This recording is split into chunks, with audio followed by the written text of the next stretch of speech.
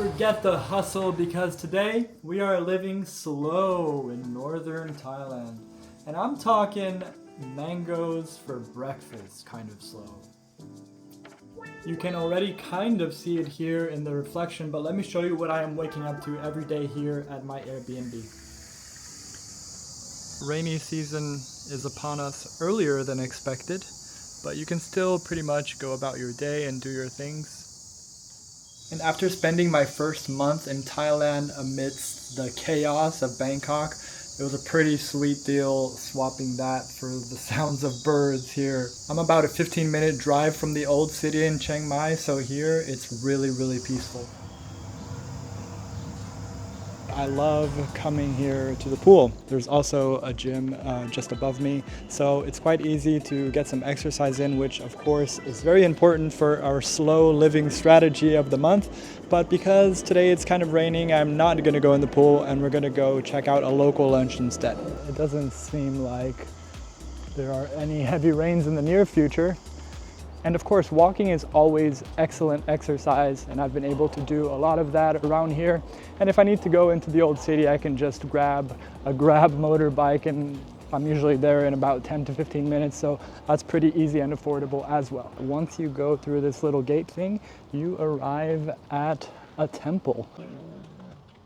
So how cool is this? Just a 5-minute walk from my house and I am officially on temple grounds. I mean, talk about slow living, right? I just wanted to illustrate that on any given day, you can just go for a 5-minute walk and arrive. It's pretty much a park, right? Even though it's a temple, and it's beautiful everywhere you look. Now I'm passing this building here. We've got some tables set up. It's just all very peaceful, beautiful trees. I mean, look at this statue just in the middle of nowhere with all of the offerings and things like that. But I gotta get you to lunch before it starts raining, so let's go. And of course, you've got these boys here too. Pretty lifelike, if you ask me. And as we exit the temple, one of the biggest Buddhas in the area. So you can imagine how beautiful all the other temples are in Chiang Mai, and there are lots of them.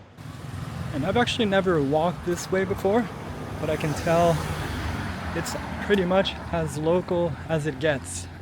I am going to have my favorite Thai food today, which is the pad Thai. And you know that in Thailand, when they have the name of the food in the restaurant name, it's gonna be really freaking good. So we have made it to JJ Pad Thai. I just want to show you the general atmosphere here. So we've got a 7-Eleven, some food stalls here, and JJ's right there. This is where we're going. Let's go see how good this pad Thai is.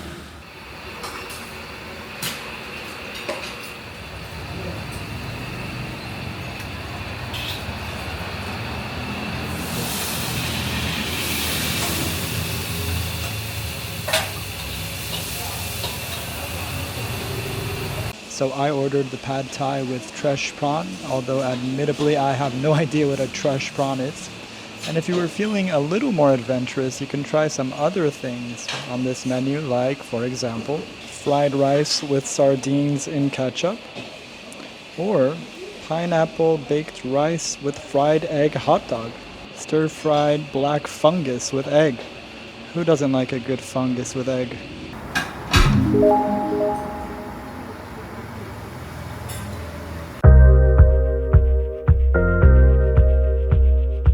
So this may actually be one of the best pad thais I've ever had in my life. A good portion, it's creamy, the prawns are big, a lot of ingredients in there, so very flavorful. It's affordable.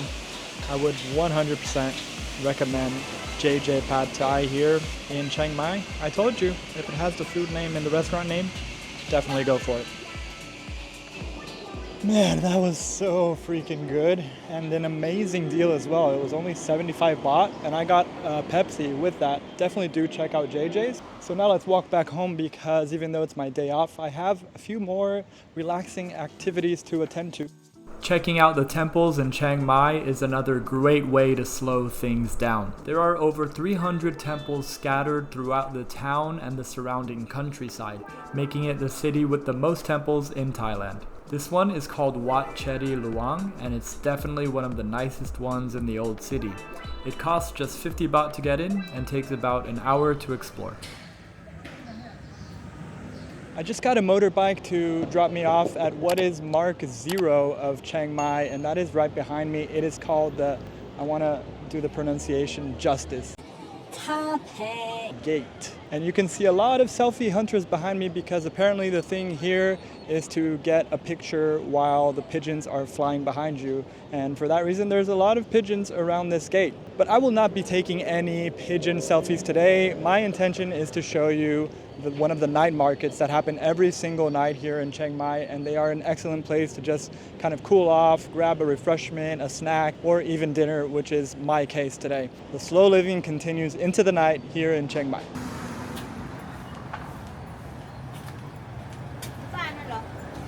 I've made my way here to one of the areas where there are night markets, and I'm standing right in front of the Kalare Night Bazaar. But it starts officially around 5 o'clock every single night, and you're going to want to look out for the building behind me where they have beer gardens, cultural shows, and tons of food stalls. So let's head on in and take a look, shall we? It is just about 5 o'clock, which means things are starting to happen around here. The vendors are starting to prepare the food and everything, and I thought this would be a pretty chill moment to kind of explain to you what this market is like. So I'm sitting smack down in the middle of Anusarn Market, and this is an area called Chill Square. I didn't make that up. It's actually called Chill Square, which I love. And I'm going to continue to live slow because today is my day off. It is a Thursday night and I'm ready to have a beer. There's a stall just behind me called Bar, which seems like the perfect place to get a beer. And their prices are pretty fair. You can get a large Chang for 100 baht. And I love their slogan as well, which is time to drink. Because sometimes it's just time to drink. So excuse me while I have a beer at Bar, and then we're going to choose one of these stalls to have dinner at. Thank you.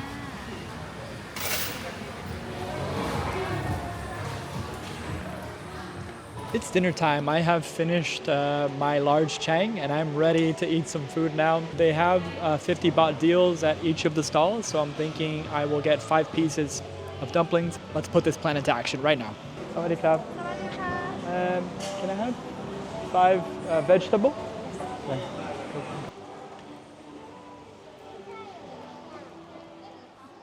I ended up getting 5 vegetable dumplings. And it comes with this sauce here. I'm not sure if it's spicy. I'm about to find out. No, doesn't seem too spicy at all. Freshly made, delicious fried dumplings. What could go wrong, really?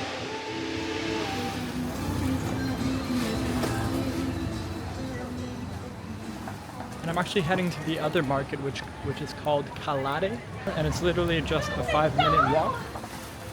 So I've made it here to the Kalade Night Bazaar. Here I did see the more exotic meats like crocodile and insects and bugs and things like that. So if that's something you want to try, definitely hit up the Kalade Night Bazaar here. And whatever kind of food you're in the mood for, whether that be Western or Asian, they have you covered here at these night markets. And I like how they have small portions so you can try a little bit of everything. So if you're living slow and you're here in the old city, why not stroll by the markets to have dinner?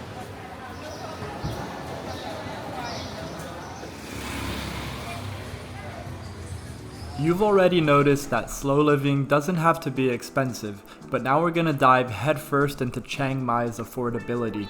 If you want to see how far you can get on just $5, click on this video here and I'll take you through it. I'll see you right over there in 3, 2, 1.